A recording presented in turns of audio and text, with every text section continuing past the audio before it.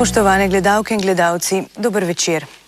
V današnji oddaji bomo s predstavniki različnih verskih skupnosti spregovorili o pogledih na življenjske stvari, ki nas vse zadevajo. Razpad družine, okoljske spremembe, osamljenost, položaj žensk in še kaj.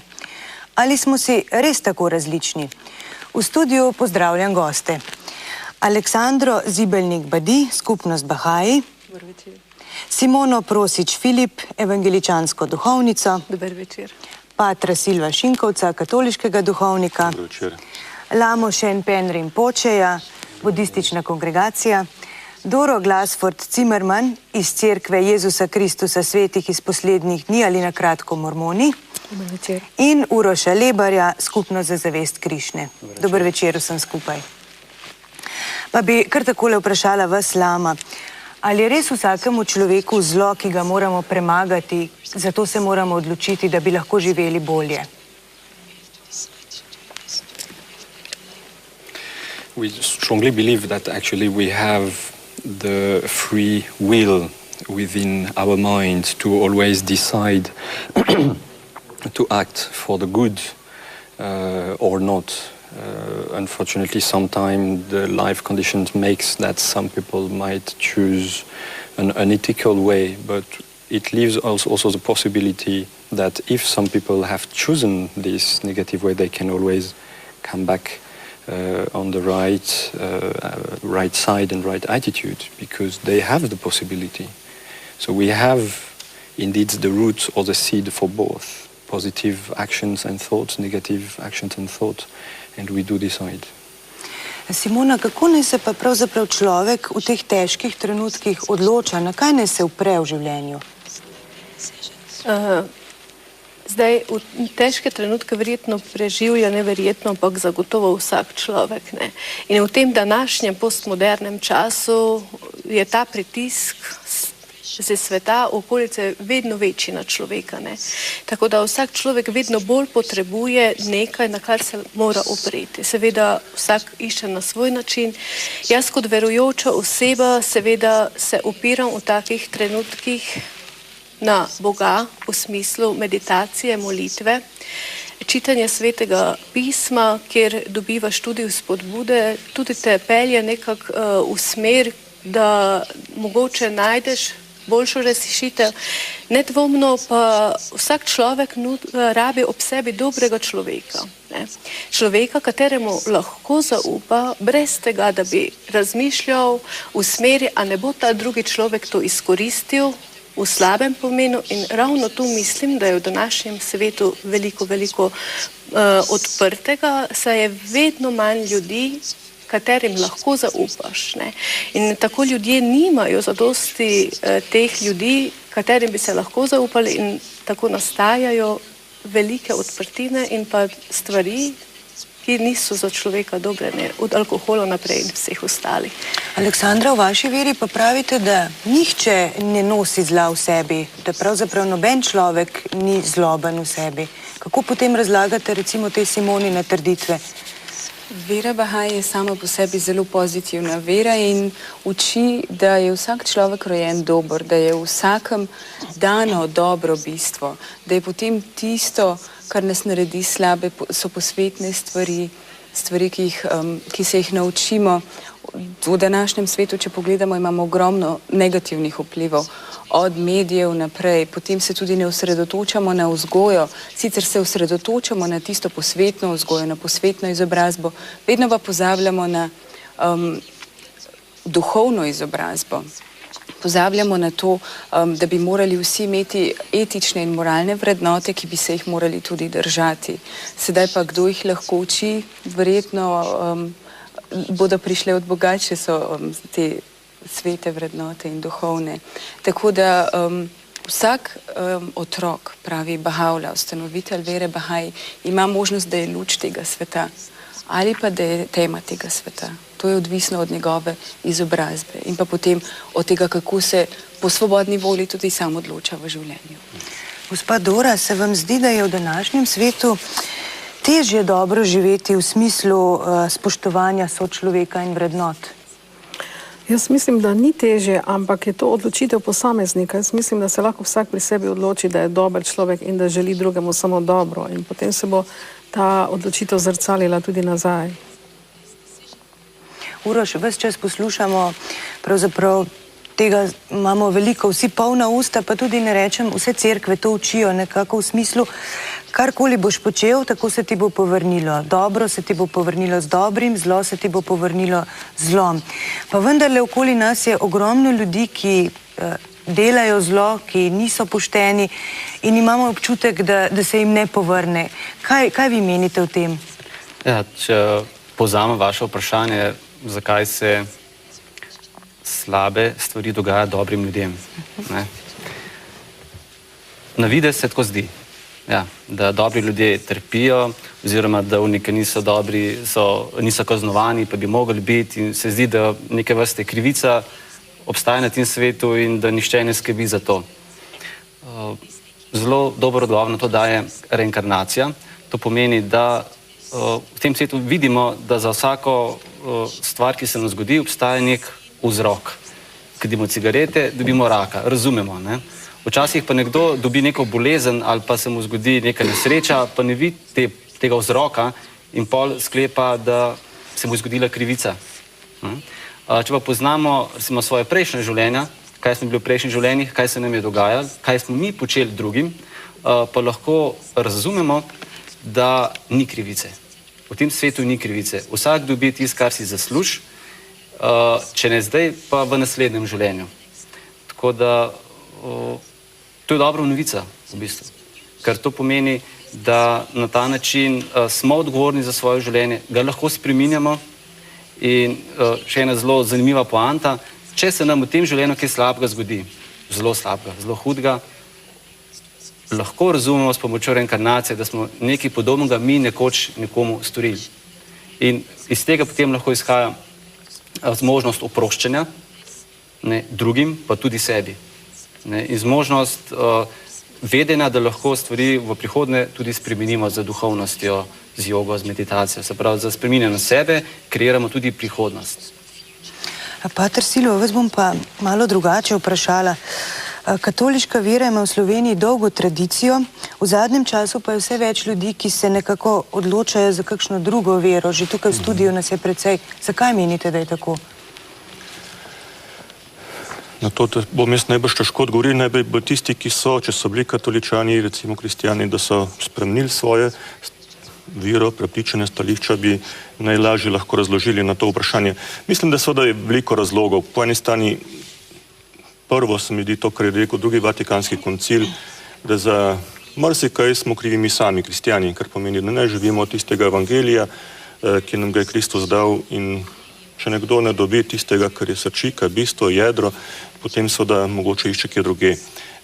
To se mi zdi tisto prvo.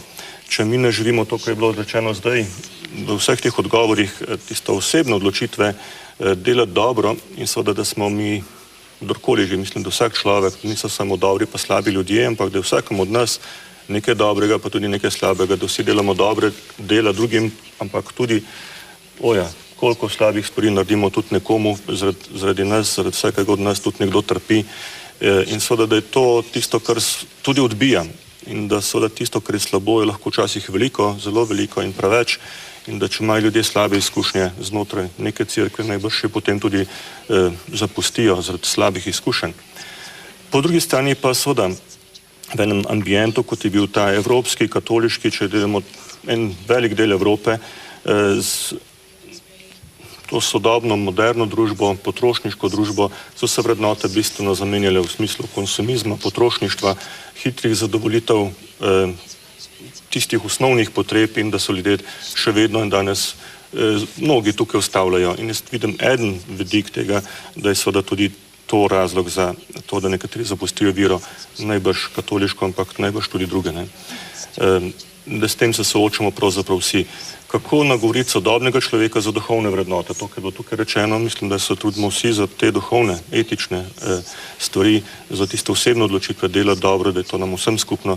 In mogoče še en tak razlog vidim kot zelo pomemben in sicer mogoče to, kako se prav verni ljudje lahko zavzamemo za ta svet. Mogoče mnogi današnji sodobni ljudje, ki vidijo veliko problemov tega sveta, lahko politične, lahko gospodarske, ekološke,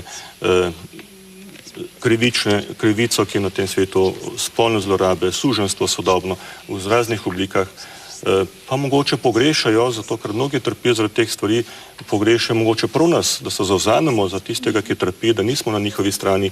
In zato potem reče, kaj lahko pravzaprav pričakujem več od lepih besed, ki jih govorite, lahko imate vi svoje lepe molitve, meditacijo, hodite v cerkev, obrede, ampak moje osebno življenje pa lahko mojega življenja se to ne dotakne. In mislim, ta krik o bogih je najbrž izziv nam vsem. Omenili ste seveda to potrošništvo in vse, kar je povezano s tem in razpad vrednot. Ena se mi zdi vrednota, ki pravzaprav ni več vrednota, so tudi otroci.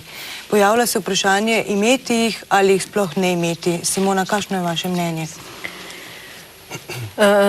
Zdaj, imeti otroka ali ne imeti, verjetno smo ljudje od Boga bili na to ustvarjeni in smo dobili tudi to nalogo, ne.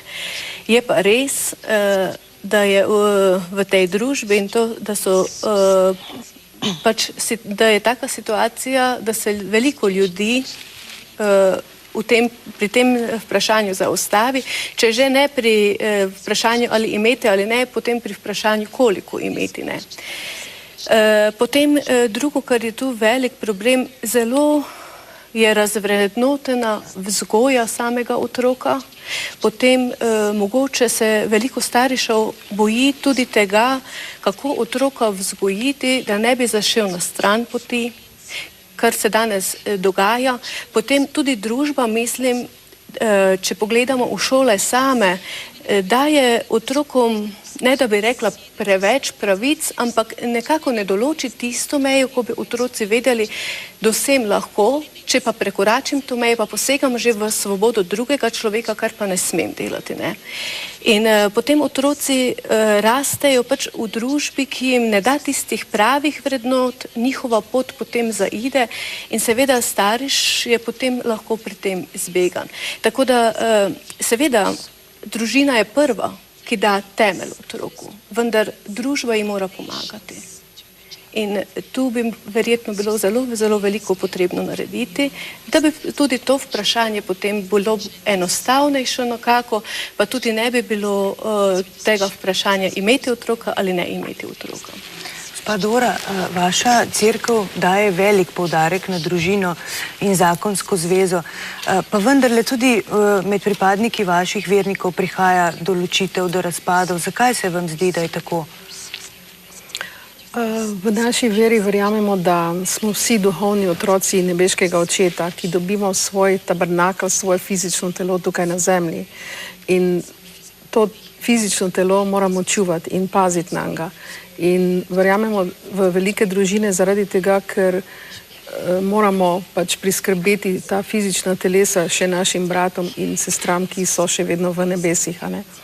Zdaj, glede razpada družine, je pa tako, v vsaki družbi so pritiski na družine, tako kot je že gospa Simona rekla, pritiski na družine in medsebojni odnosi zaradi vseh napetosti, zaradi vseh posvetnih zadev, v bistvu se začnejo krhati odnosi v sami družini. In če ta družina ne živi evangelija, tako kot ga sprejemamo, se zgodi tudi v naših občestvih, da pride do razpada te družine. Ampak v bistvu nam je zelo veliko do tega, da ne pride do razpada družine, zato ker so žrtve vedno otroci. Starši se lahko ločijo in so si tujci zopet, ampak otroci imajo vedno še istega očeta in isto mamo in jim vse pomeni ta.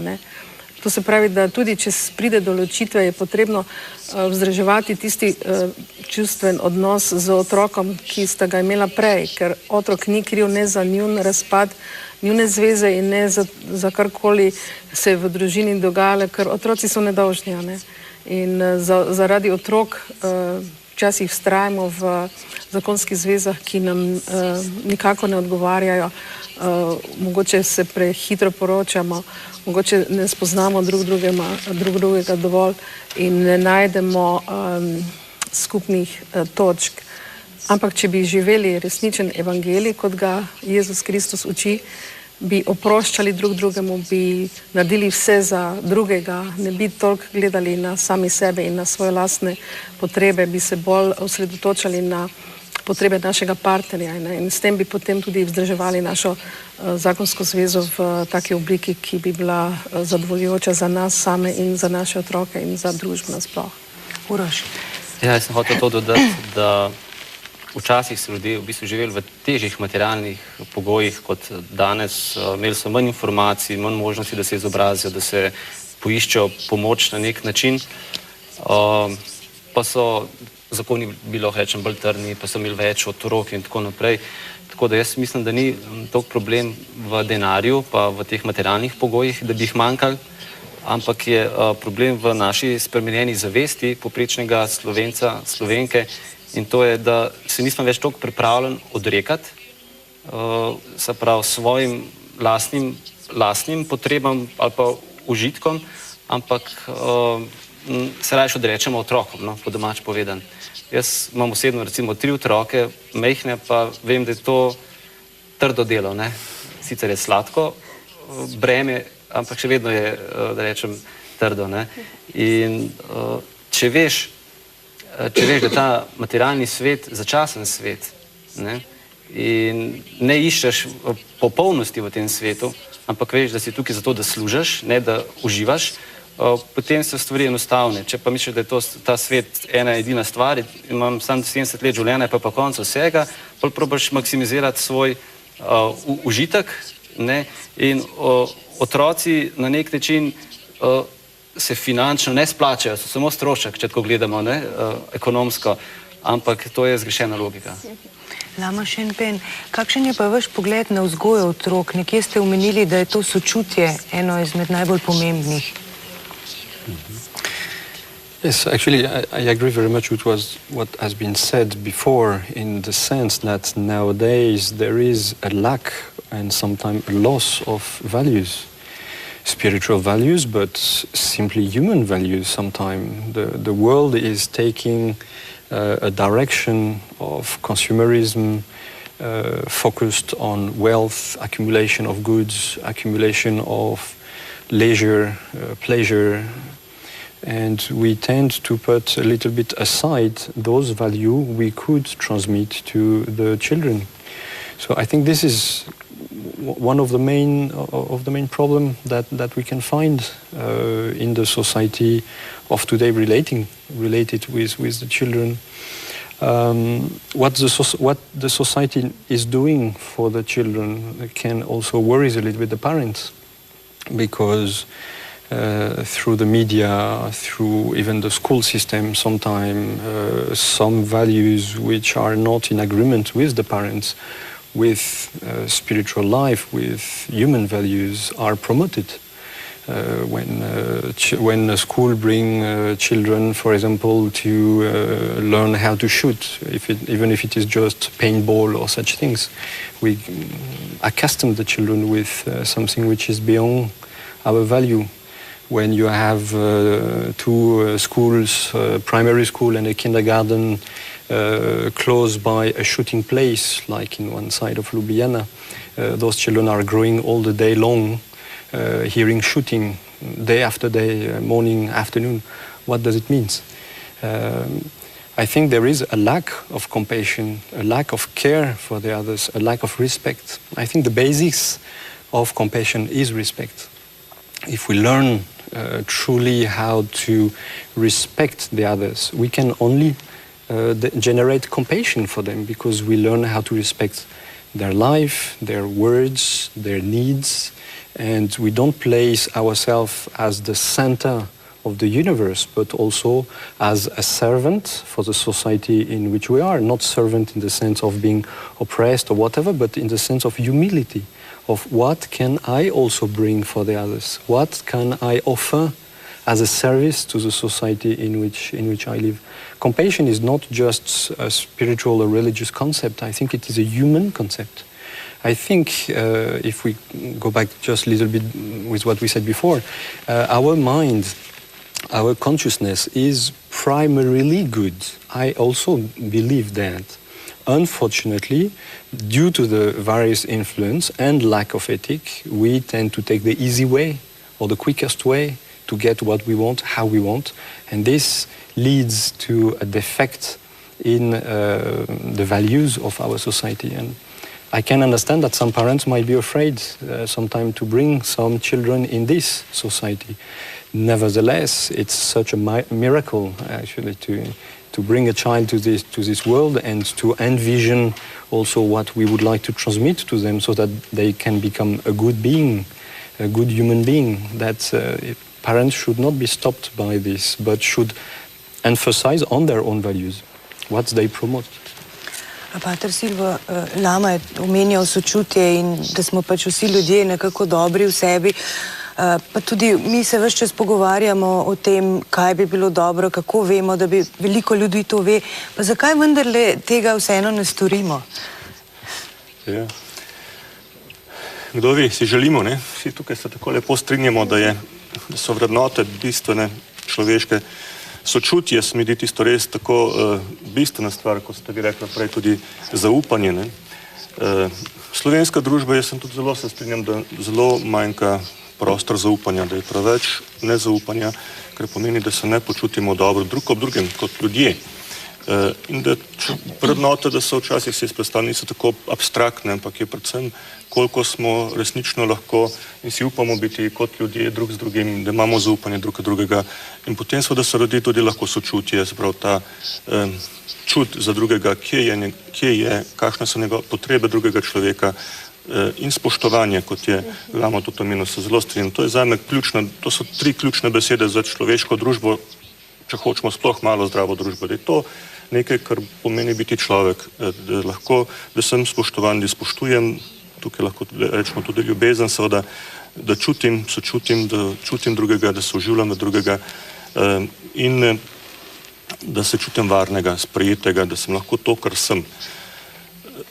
Če pa to manjka, če teh izkušenj nimam, ne toliko idej, ki jih imamo v glavi, ampak občutkov, ki so znotraj v nas, ki jih pa dobimo z izkušnjo življenjsko, potem pa seveda nekaj bistvenega manjka. Če se ne čutim varnega, potem sem stisnem, potem se začnem braniti, potem se poraja jeza, potem reagiram agresivno, potem začnemo graditi vojsko, potem se gremo streljati in moramo imeti vaje, takšne in drugačne. In to ustvarja seveda nezaupanje in agresivno držo. V tistih majhnih vsakdanjih konfliktov, ki jih doživljamo med teh mikro odnosih do tistih globalnih, kjer se ustvarja ta občutek nevarnosti, nesprijetosti in zato agresija. Ta je, mislim, da ena od tistih osnovnih človeških, zakaj ne delamo potem dobro, ker se začnemo vesti obrambno. Obrambne drže so pa vse tiste, ko nisem več jaz, ker ne upam več biti jaz, ker tisto najbolj žlahtno, dobro v nas, rečemo duša ali bistvo naše jedro, ko to ni več sproščeno, da ne upam biti to, kar sem, da nisem sprejet, da nimam občutka, da sem sprejet, da me drugi sprejemajo, potem sem ogrožen in iz ogroženosti reagiram obrambno. Potem so moje projekcije na druge ljudi in tako naprej, obtoževanje, sumničenje in vse tisto, kar ustvarja, kar zniža stopnjo zaupanja in seveda se začnemo oddaljevati in ne približevati drug drugemu. Seveda, če gremo zdaj v religiozni jezik, bomo rekli, ja, tukaj je greh, lahko rečemo izvirni greh, lahko seveda odpremo teološko debato glede kako razumemo izvor greha, ali je to človek samo dober, pa so izkušnje, pa smo bolj na behavioristični strani v psihološkem jeziku, ali pa so na tem našem religioznem, kot smo ga že omenjali, ali je to inkarnacije, pa iz prejšnjega življenja prenesemo svoje breme, pa ga sedaj živimo, ali seveda, če rečemo po eni biblični, rečemo en izvirni greh, ki je znotraj nas, ta napetost, ki človek prenese kot sam v sebi, ker ima en del ta nagovor, ker je Bogu podoben in ustvarjen po Božji podobi, torej ta del, ki želi živeti dobro in ustvariti in sanja najlepše sanje v življenju. Ne poznam človeka, ki ne sanja, da bi živel lepo življenje, dobre odnose, da bi bil spoštovan, da bi sam ljubil. Ne poznam človeka, da to ne bi bilo v dnu to tiste bistvene vrednote. Po drugi strani pa seveda tudi ena težnja vsakemu od nas, da naredimo slabe stvari ali iz teh obrambnih drž, rečemo temu potem greh, ali to imenujemo kako drugače. Ampak ta napetost nekako živi z nami in v tej napetosti med tistim idealnim in tistim realnim, bolj če rečemo tistim slabim v nas, ki ga akumuliramo z raznimi, jaz mislim vendarle predvsem z negativnimi izkušnjami. Da pa so ljudje, tukaj malo kot defektolog dogovorim, pa tudi malo kot psiholog, da imajo pa zelo, zelo veliko negativnih izkušenj, prava maltretiranja in niso tega sveta doživljali, niso bili nikoli spoštovani, ampak zlorabljeni na mnoge načine, seveda, da takšni ljudje doživljajo ta svet kot grozen svet, ker so prišli v en svet, ki jih je pohabil, ki jim ni dal nikoli možnosti, da bi postali to, kar dejansko so, ker jim nikoli niso ljudje okrog njih pomagali odkriti tisto bistveno srčiko njihove osebnosti, da bi bili resnično oni. In takšni ljudje so da potem ta svet doživljajo kot sovražen in zato so tudi bolj agresivni, ker so doživeli sami toliko teh negativnih izkušenj. Zdaj se mi dal eno lepo iztočnico, recimo omenjali ste te ljudi, to bi bili lahko tudi neke vrste nezaželeni otroci. Kakšen pa je recimo vaš odnos do splava v vaši skupnosti Bahaji? V skupnosti Bahaji splav kot kontracepcijsko sredstvo na vsak način ni sprejeti, ni sprejemljiv. Se pa včasih v življenju zgodi, da so okoliščine takšne, da je mogoče za mater ali nevarno donositi otroka, da je otrok tako hudo bolan, da ima kakšne hude prirojene napake, ko pa se splav sprejema kot možnost.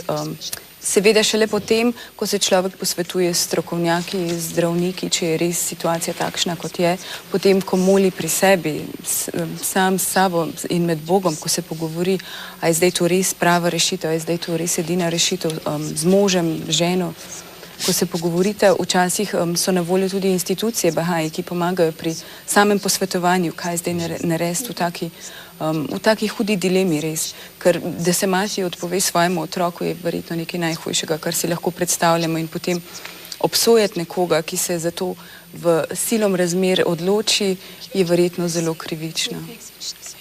Ampak je pa verjetno treba ločiti to splav, vidva ste recimo prikimavala, splav kot kontracepcijo in splav v resnično skrajnih primerih. Na vsak način.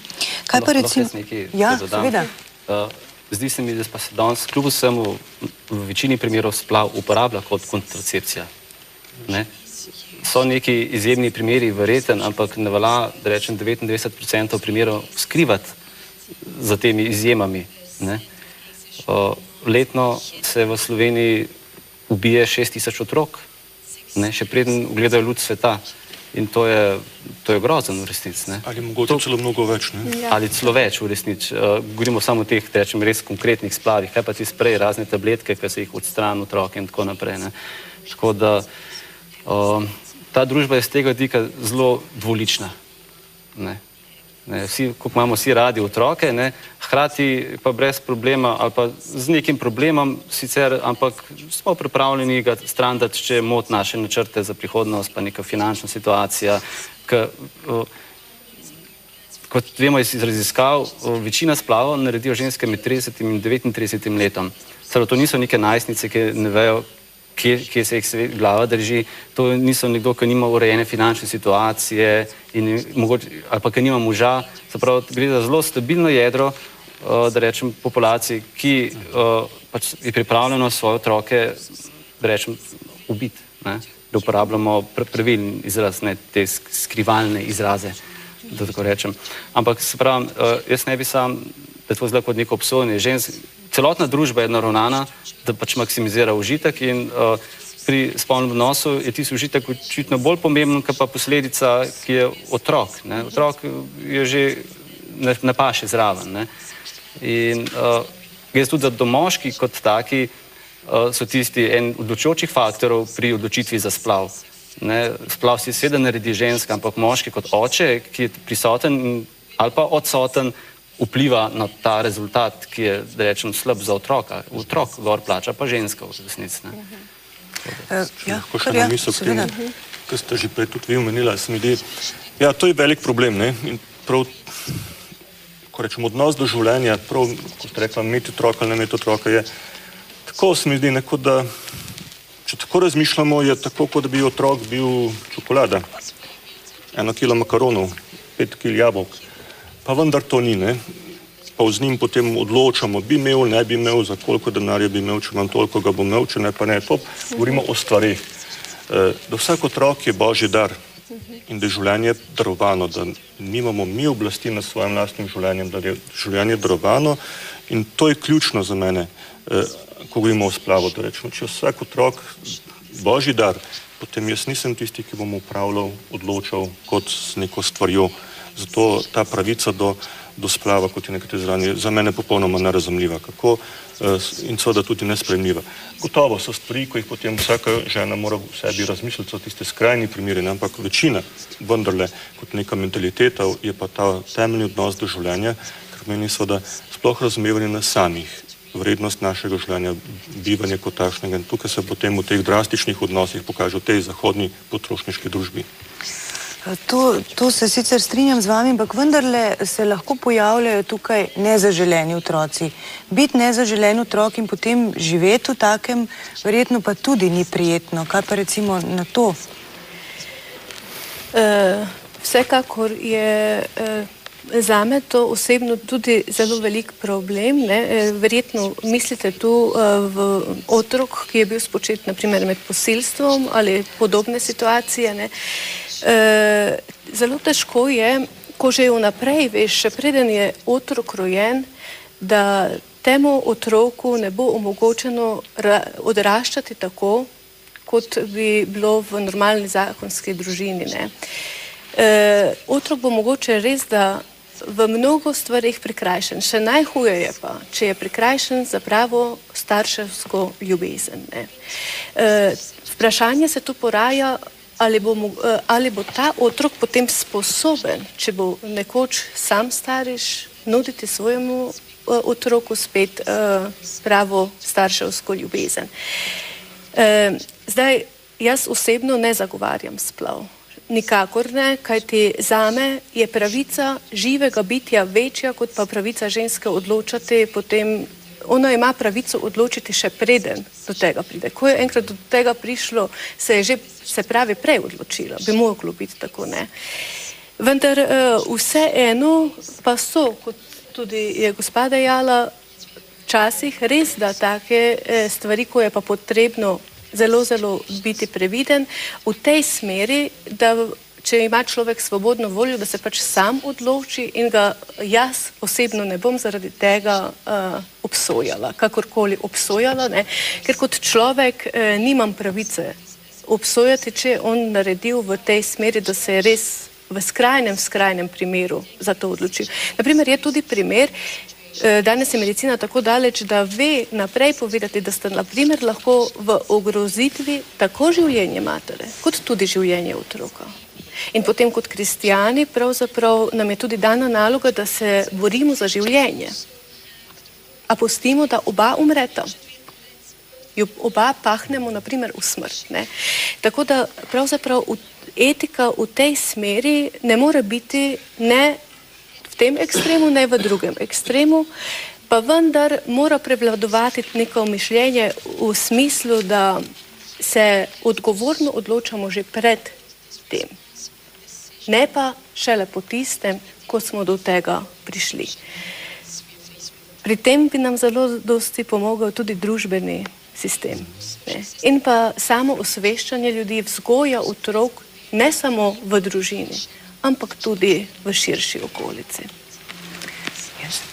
Yes, I mean, from the Buddhist perspective as well, we cannot support or even agree with the idea of abortion, else than in medical case, of course, where one life is endangered by the pregnancy itself. I mean, there are some type of pregnancy which would anyhow endanger the life of the mother, for example.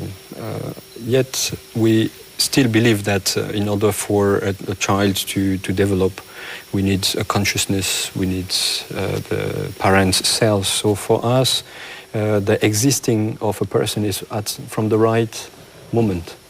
From the right moment of conception, there is a being. We cannot say, okay, we accept 2 weeks or we accept 3 weeks.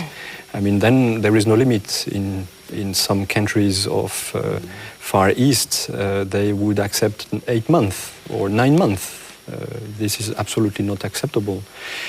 You mentioned the social services. I think there is sometimes a lack also in this area because a child who is not wanted could be at least carried on and eventually given for adoption. You have a certain amount of parents who cannot have children, who are seeking for adoption and who are obliged to adopt from other countries when within that same country you have some children in unwanted position who could benefit, who would surely benefit of a loving environment, an environment who really wanted them. So there is sometimes a little deafness from the social services or social institutions to reform or to change some regulation in order to facilitate adoption when it is in obvious cases, obvious situation in the benefit of the child. So this is also something to emphasize and to develop. There is a key here, there is a possible solution. Yes. Ja, to sem tudi jaz hotela v bistvu povedati, da v naši cerkvi recimo se zakon čistosti imenujemo pravzaprav ta zakon, kjer se ne poročamo oziroma nimamo odnosov predno se poročamo in tudi zunaj zakonskih odnosov med recimo to, kaj danes imenujemo prešuštovanje, da so ljudje z drugimi moškimi in ženskami in pride do teh nezaželenih spočetev.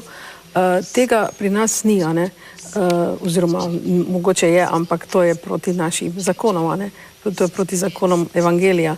Hočem to reči, da če je družina, zdrava družina in sta zakonca pripravljena družino ustvarjati, se ne bosta odrekla otrokom. A ne? Ona dva, če jima bo Bog dal otroka, ga bosta z veseljem sprejela. Če pa tako, kot je gospod Lama rekel, da pride do nezaželene nosečnosti zaradi ne vem kakšnih recimo posilstva, kot je gospa omenila, takrat pa res lahko pride v poštev posvojitev, ker tisti otrok ni tisti človek, ki je naredil to zlo dejanje, pač pa je en nedolžen otrok, ki si zasluži življenje, če je bil spočet, to se pravi, da si je želel priti na ta svet in si je želel ljubezni in si je želel tudi sam ljubiti in dajati in služiti drugim. To se pravi, da bi v bistvu vsem otrokom, ki niso zaželeni, bi morali dati priložnost, da osrečijo koga drugega, ki ne more imeti svojih otrok, recimo, ne. In to bi morala današnja družba poveličevati, ne. Meni se zdi zanimiv podatek, da v Nemčiji, kjer imajo obvezno svetovanje pred naredijo splav, 25% teh žensk se primisli in spozna, mogoče pa bi pa ohranila otroka, ne. Se pravi, to bi pri nas v našem slovenskem primeru pomenili 1000 otrok več vsako leto oziroma toliko manj ubitih, ne. In če bi družba se načrtno fokusirala v pomoč mladim družinam, izobraževanje, da spolnost ni samo zabava, ampak da je to zelo resna in odgovorna zadeva in tudi, kot se pač spolnost se prikazuje v medijih kot nek tenis, nek šport, to je danes šport in v resnici je pa to velika, velika odgovornost in jaz mislim, da bi se število splavov zmanjšalo v splošno zadovoljstvo vseh in še predvsem žensk, ne. Pater Silvo, vi ste še želeli? Ja, ena misel, vse jih je veliko zdaj, ko se pogovarjamo, kar prihajajo, ne. To se mi zdi, ko ste rekla, glede obsojanja, ne.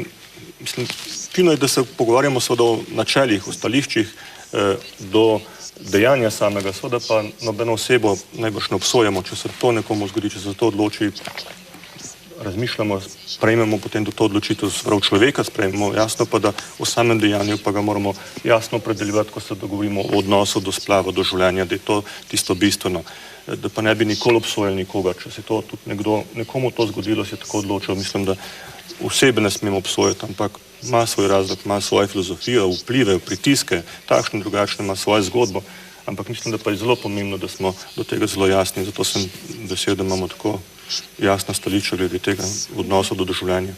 Aleksandra, ste še želela?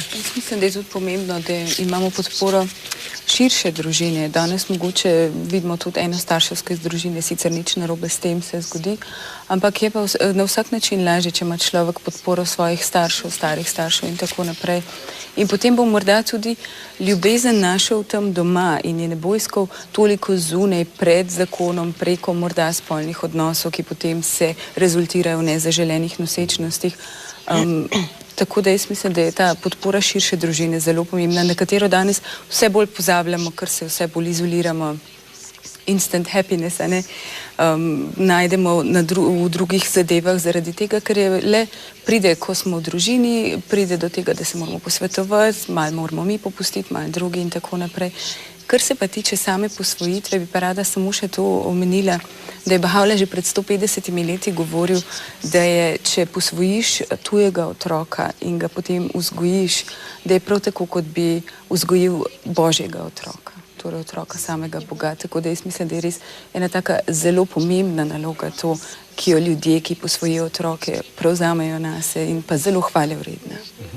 Če sem še eno misel, to se mi zdi, ravno prej sem je pozabil potem povedati, vidik skupnosti, seveda, da je človek vedno osebno odgovoren, ko je sam par, ko gresta v odnos, ampak da je to tudi stvar celotne skupnosti. In prav ta skupnostni vidik, mislim, da ga moramo še bolj podariti v tej sodobni družbi, da smo preveč individualisti samo na osebni odgovornosti, ampak da se da vsak problem rešiti, seveda, če skupaj razmišljamo in da je prostor za vse ljudi na tem svetu.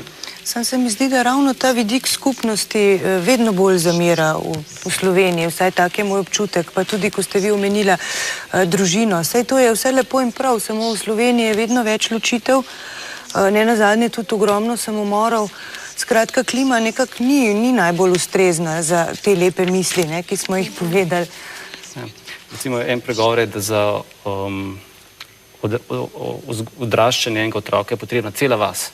Niti sam, ne družina, niti oče pa mama, ampak babice, sorodniki, prijatelji, danes se pa že v enem stopnišču ne poznajo, v resnici. Tako da ta skupnost je zelo virtualna danes. Zelo. In zaradi tega so ljudje sami, osamljeni in lahko naredijo napačne odločitve v življenju. Se pravi, velika modrost in prednost je, če imaš ti starejše, modre osebe, na katere se lahko obrne za življenjske izkušnje in ne delaš pač že velikokrat videnih napak v življenju. Tako da naša družba je potrošniška, usmerjena je k proizvodnji proizvajalcev, ne pa, da rečem, k proizvodnji srečnih, zadovoljnih ljudi, ker od sreče noben nima profita, kar se tiče ekonomije. Ampak je to v bistvu največja stvar, ki lahko imamo. Kako biti srečen, s tem se pa mi ukvarjamo vsi skupaj. Lama Šenpen, vedno več je osamljenih in samih, bi rekla, najprej samih in potem osamljenih. Kako pravzaprav pomagati tem ljudem? Verjetno si tega ne želijo. They surely do not want to be in this position, yet sometimes it is difficult for some people to see an issue to their loneliness, because the society does not emphasize community, not just from a spiritual point of view, but from a human point of view.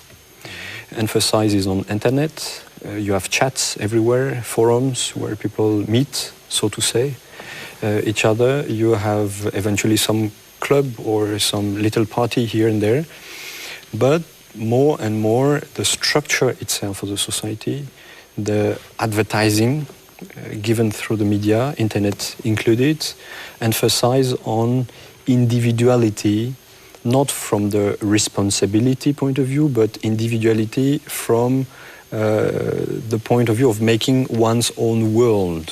It is a little bit sometimes even pathologic how people behave like if they are the center of the world and at the same time cannot connect with the others. I believe that the spiritual community, religious community, have especially there a role to play, because what is a community? It is not just a book on which you have some members registered. It's a family. It's a big family. So people who come to, I guess, most of our temple do not just come, pray and leave.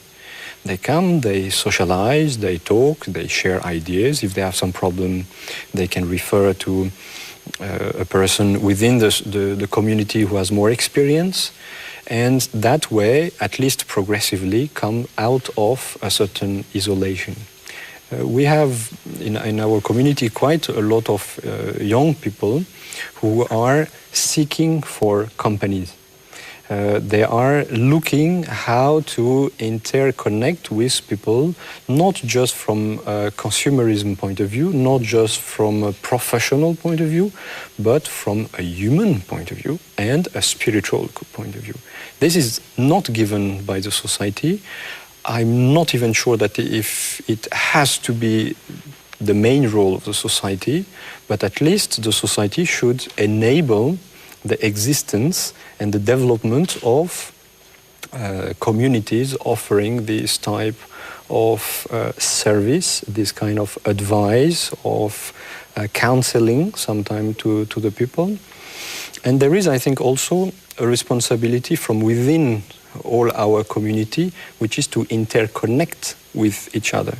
I think each religious community is very much isolated. Sometimes we have even the feeling of competition or conflict, and this is surely not also a good image to transmit to the people.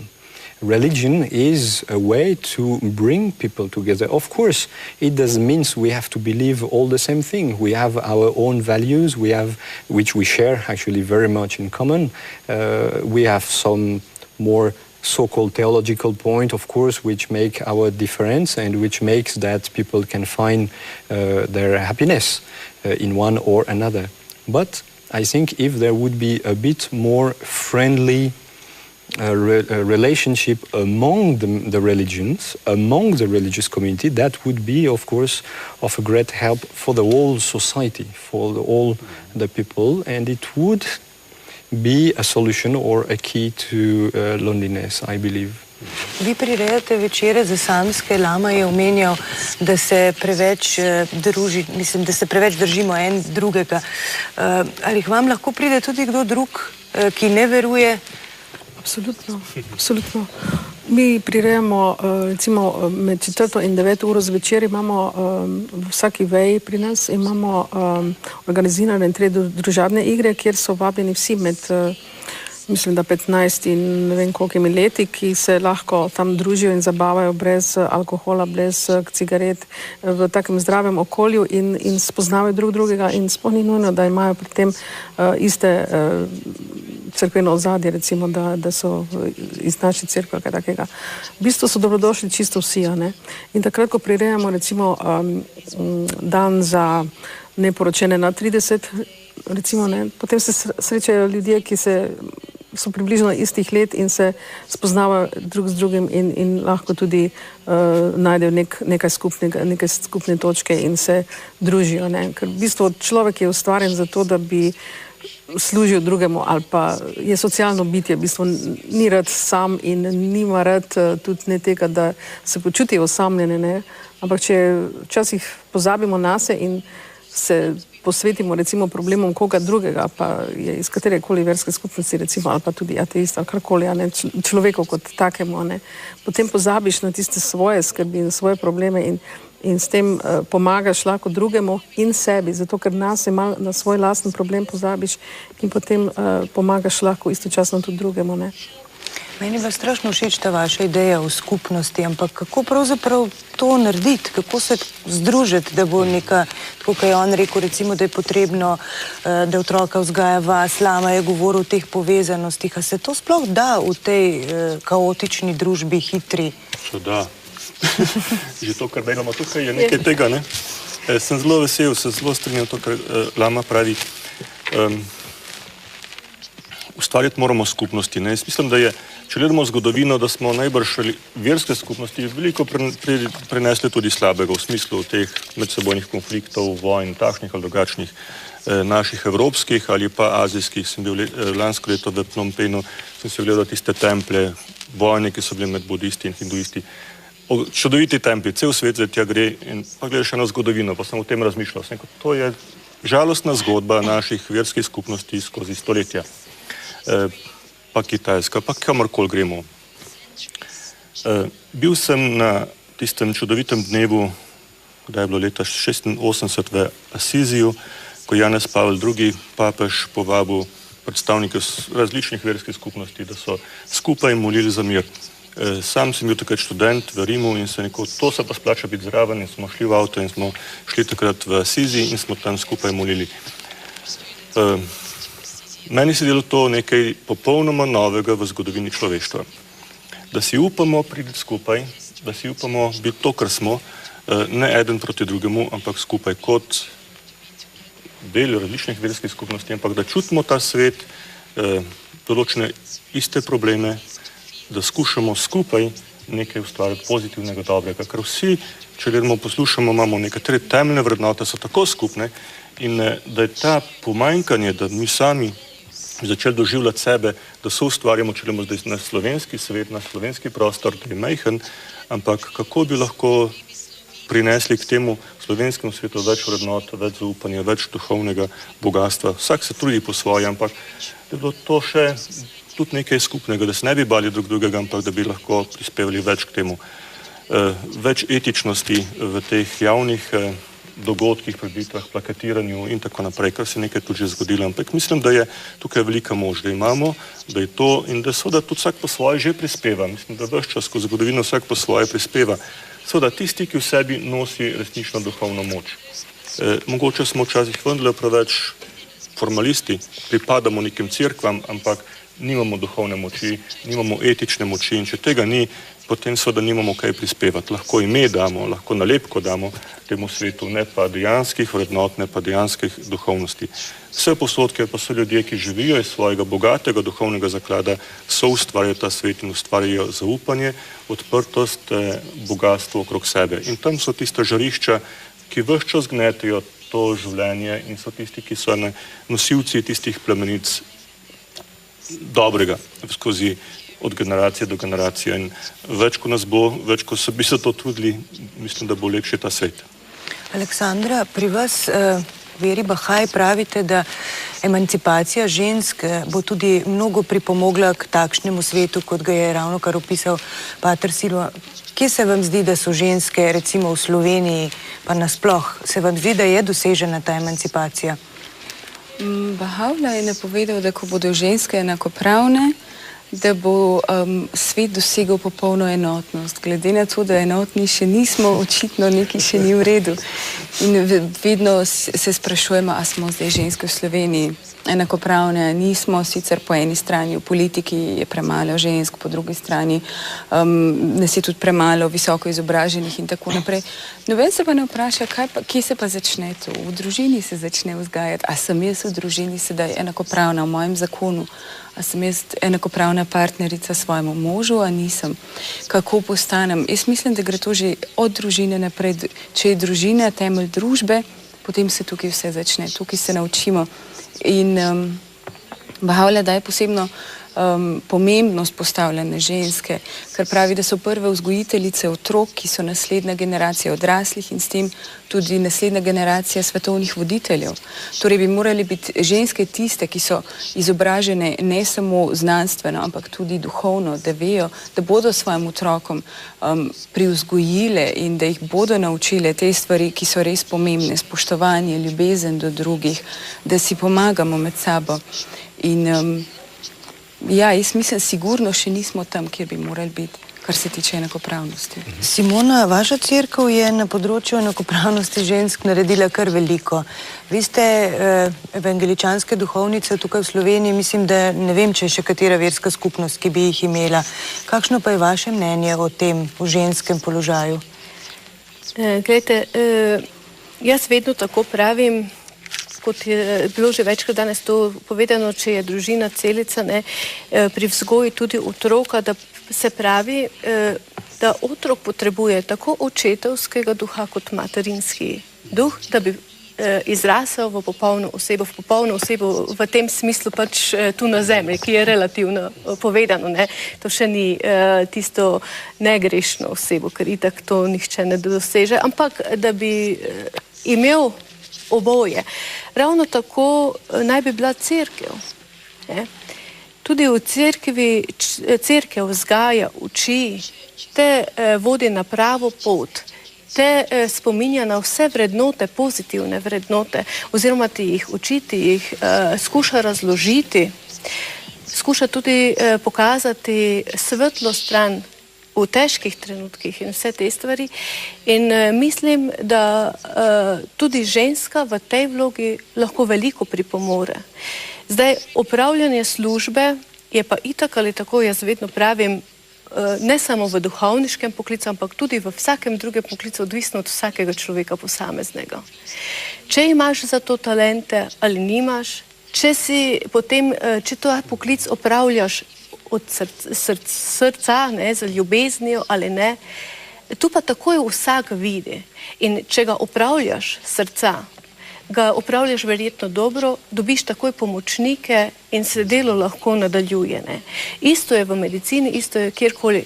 Takrat imaš Božji blagoslov poleg sebe. Ne. Tako da v tem oziru sama kot evangeličanska duhovnica zaenkrat ne vidim, da ne bi mogla uspeti delati stvari, ki bi bile Bogu v slavo in čast, vsem mojim bližnjim, kakor tudi meni samemu pri tem, hkrati pa v korist. Pater Silva, zakaj se vam zdi, da pa v katoliški veri to ne bi šlo? Ženskega duhovništva zdaj, ne? Tako kot je ona zdaj tako lepo povedala. Pač, ena teologija, ki je tako nastala kot je, to imamo in te se zdaj držimo. Seveda, da je duhovništvo različno razumljeno znotraj katoliške teologije, kako znotraj protestantske teologije in da tukaj seveda razlike v pojmovanju duhovništva je treba razumeti, zato so tudi odločitve lahko različne. Ne? Apostolsko nasledstvo, če je ali ga ni. V tem smislu seveda zdaj gremo že potem neke teološke debate, ki mogoče za ta okvir so že preveč specifične, preveč specializirane. To pa seveda vloge same po sebi, jaz jih tudi ne razumem, da je to tisto nujno potrebno, kar lahko da enakopravnost ali pa emancipacijo. Jaz mislim, da je vključenost v življenje kot takšno, spoštovanje moškega, ženskega, oboje stransko, se pravi, jaz tle vidim tisti prispevek, ki ga vsak lahko da zdaj, po kakšnih poteh, v katerih vlogah, sam po sebi ne vem, če je to tisto bistveno, ampak da je v teh vlog je pa znotraj katoliške cerkve zelo veliko za moške, zelo veliko za ženske, da ženske dajo katoliški cerkvi ogromno. Da to je ves čas in je Janez Pavel II spet, če njega omenjam, napisano lepo encikliko o ženskem poslanstvu in tako naprej. Glede ženskega duhovništva pa seveda zelo specifično vprašanje eno, ki pa seveda to zdaj ne pomeni, da ne cenimo ženske vloge in ženske kot takšno. Bi bilo pa najbrž iz tega sklepati predrobno. To gotovo. Ja? Actually, within our tradition, since we believe in reincarnation, we bring the equality of consciousness in the sense that in one life you can be a man, in the other life you can be a woman, and goes on according to the cause we have created. So we don't see actually why there would not also be equality in the society in which we live. From a religious point of view, we have the same equality. We have actually women lamas as well as men lamas within Buddhism. Yet, I think what sometimes people are afraid and sometimes missing is that men and women have also some characteristics, some specificities, which we should not forget. Sometimes when we want to bring equality, we don't bring equality just in the harmony. We try to be the same as the other. So I think sometimes some women also have tried to reach equality by becoming men, accessing the same thing as men, and that might have sometimes brought also some archaic defense from the patriarchal societies, and it has kept a certain tensions within the society. As I can see, this tend to get better and better with the time. The younger generation tends to have also within the family a better equality, a better balance between the task, between the decision, between responsibility, because again, what comes in front is responsibility. We can be equal but as long as we are not equal in responsibility and task given, accepted, there will not be equality in the society as a whole. And there as well, the religious society has a great task, a great effort to develop in order to emphasize a harmonious equality between men and women in task, in responsibility, yet without to necessarily lose what makes a man and a woman a woman. Otherwise it leads to certain of other problem of our society when the youth do not know anymore if they are boys or girls, men and women, and it leads to other type of consideration which includes a lack of certain ethical values for the sake of pleasure, for the sake of seeking any type of activities with everybody, everywhere, not knowing anymore where are the limits. Jaz bi povedal primer iz naše tradicije, podobno lahko pozamem, kar je Lama rekel, ne, spravo v prejšnjih življenjih smo bila lahko naša duša v telesu moškega ali ženske, pelca, črnca in tako naprej. Se pravi, biti nek rasist ali pa imeti neko nespoštovanje do drugega spola, iz tega vidika popolna neumnost, seveda. Ne. Tako da v naši tradiciji so prav tako duhovni učitelji in duhovne učiteljice, guruji, ki so ženske, se pravi, ni omejitev v tem smislu. Ne. Važna je pač naša, koliko smo duhovno napredni, to je v bistvu najvažno telo. Ne. Seveda pa ne smemo hkrati s tem zanemarjati, se pravi, smo enaki, ampak imamo pa različne dolžnosti. Ne.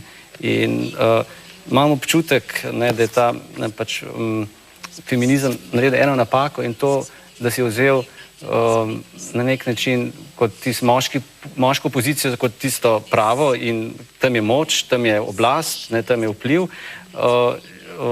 in poskušali doseči ta vpliv na družbo z moško energijo, ne, dočim v bistvu lahko ženska prav tako kontrolirajo ta svet in moškega, ampak z žensko energijo, ne, in pol se stvari lahko zelo harmonične. Tako da ja, to so naši skupnosti, trudimo na ta način doseči, se pravi, da vsak igra svojo vlogo, ki jo ima v tem življenju. Jaz sem zdaj moški, duša, ki ima moško telo, moja žena ima žensko telo in oba dva igrajo svojo vlogo, hkrati pa veva, da so v resnici oba dva duše in služabnika Boga. Ne, da je to neko minljivo začasno bivanje, ki ima višji cilj. Pa Dora, vi ste še želela?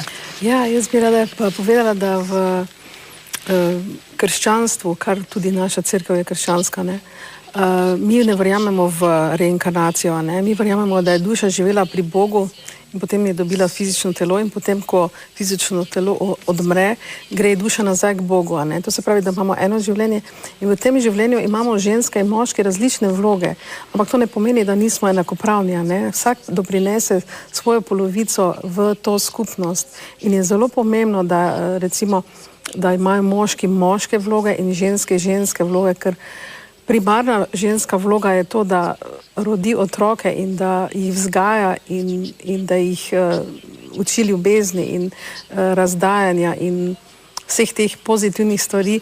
Moški imajo pa v bistvu vlogo, da poskrbijo za svojo družino, ne.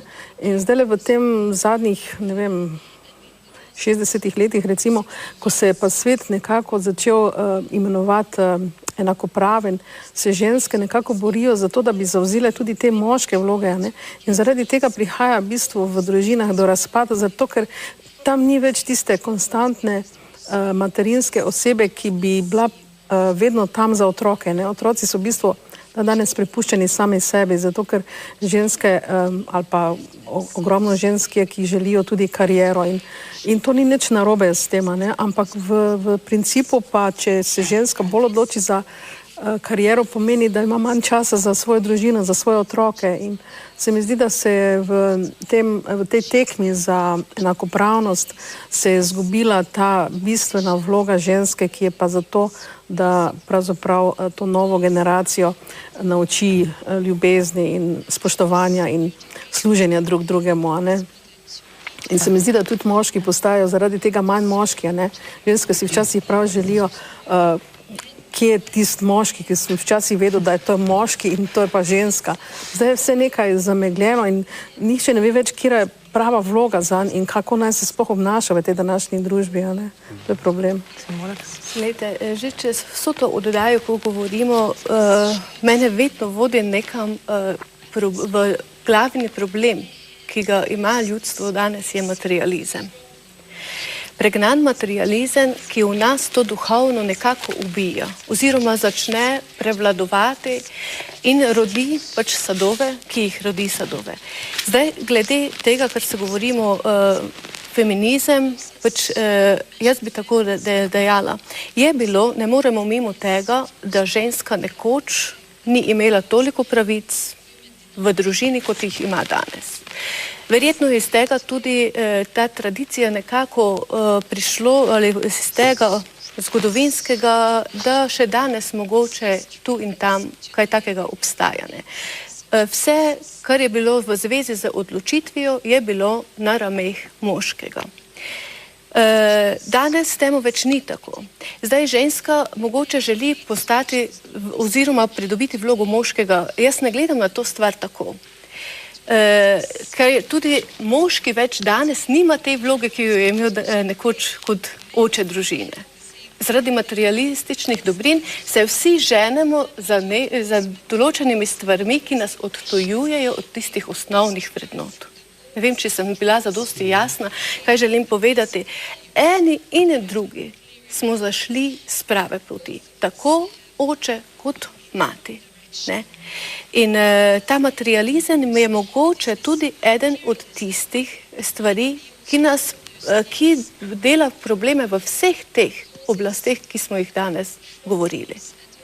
In enostavno te okolica sili v to.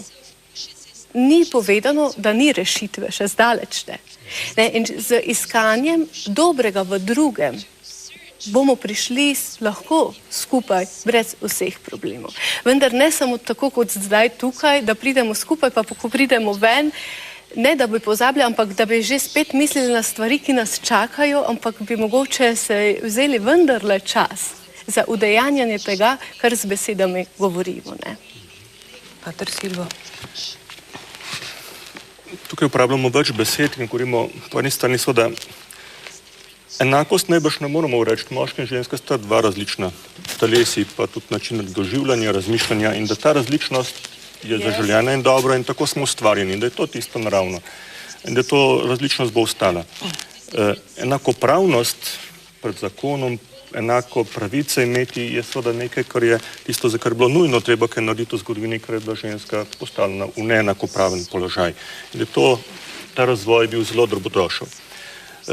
Odgovornost vsakdo da tisto skupnosti, kar pa ima, pa mislim, da je danes eno pomanjkanje bolj kot vloga, da bi morali žensko vlogo še bolj dvigati, ker mislim, da ima zelo močno, ampak danes jaz pogrešam bolj, da moškega ni, ne?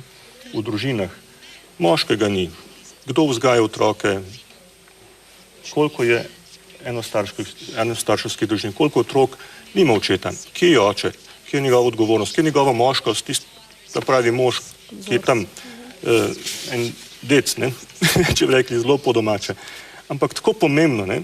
Da ostane svojo identiteto, svojo močjo, svojo moškostjo odgovoren, na katerega se nekdo lahko zanese in če rečemo zdaj za družine in na nek način pobegne. Se pravi, premalo te vloge jaz te pogrešam. Če gledamo vpis v srednje šole, gimnazije so 2/3 deklet, 1/3 fantov in to zdaj že 15 let traja v Sloveniji, kar pomeni zelo nesorazmerno. Zdaj ta val je prišel na fakultete in se pravi zelo nesorazmerno.